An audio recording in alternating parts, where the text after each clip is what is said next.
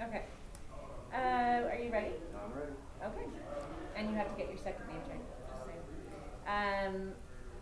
Key lessons you take away from your time in municipal politics.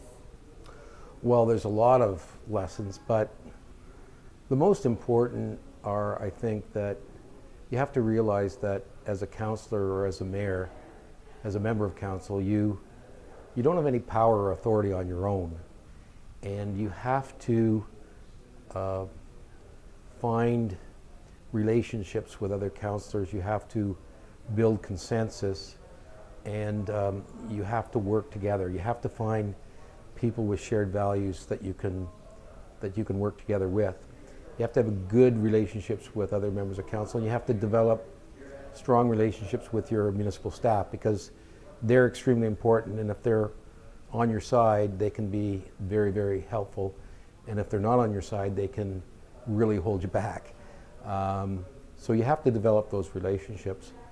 The other thing is that your most important relationship is with the people, and you have to remind yourself that you're inside baseball. You know what's going on, but they don't. And you have to take every opportunity that you can to explain to them things you know, but they don't, as to why something you're talking about is important and why they need to know about it and why they need to really think it's important too. And you can never miss an opportunity to have an educational moment with your constituents. And the other thing about your relationship with the people is that at the end of the day, they're the boss.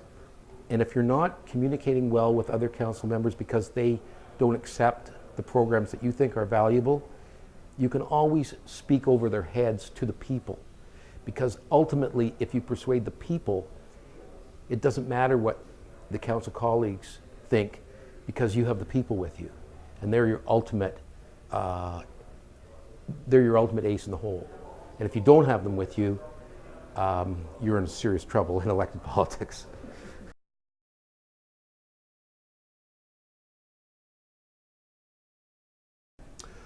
Well, they face a lot, and I think you've seen some of them happen very recently that bring it home to us. I mean, you look at the fires in the state of California and in the United States, and the devastation that has happened in what is probably the richest and most wonderful place to live in the world, California, and yet you're having these wildfires. And so, you know, the climate is changing.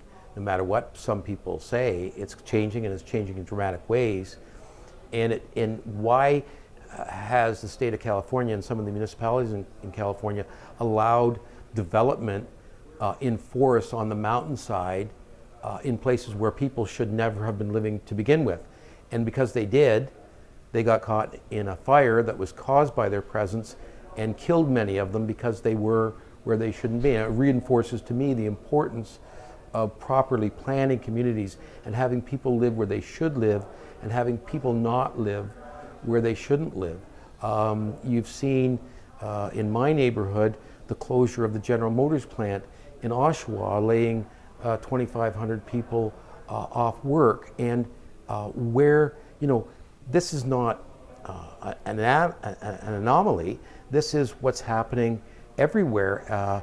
What does the new economy look like? What kind of businesses should we be attracting to our communities that will give people good jobs, good paying jobs, respectable jobs, etc.?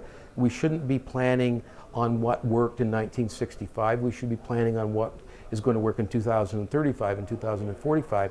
So, you know, the challenges for politicians at all levels, but especially municipal politicians, is large or bigger than it's ever been, because in the economy and the environment, you know, climate change, and you can go on and on, they're huge, and we need forward-looking people to take on those challenges, because if we screw it up,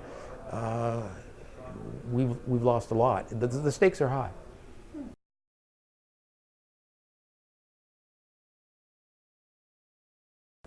Well, I think, in my experience, is that everything we do at the municipal level has traditionally been where the environment and sustainability comes last in the process. We go through all these planning stages, planning new communities, planning a development here, a development there, and then we go, oh yeah, and what about the environment? And I think maybe we could get away with that in the past. Maybe 30 or 40 years ago we could get away with that. But I think it's very important that sustainability and the environment should be at the first stage of how we develop. I mean, when we plan how an area develops without even having watershed studies, without even knowing what the basic environment is, without even knowing how nature around us works, planning on a two-dimensional piece of paper instead of a three-dimensional way where we know all the underlying facts, I mean, that's wrong. So sustainability isn't just about the environment. We put sustainability and environment as kind of synonyms, but they're not. Sustainability is about creating environments that when my grandchildren walk through them at my age, they will go, what an incredible place. Or they'll go, who did this? And that's what sustainability is all about. It's about building places that are livable, workable, enjoyable, not just for today and tomorrow and the first 5 or 10 years after a subdivision is approved, but in the long term. So it has to be built into everything that we do. Otherwise, we will make bad places and places that won't survive. Mm-hmm.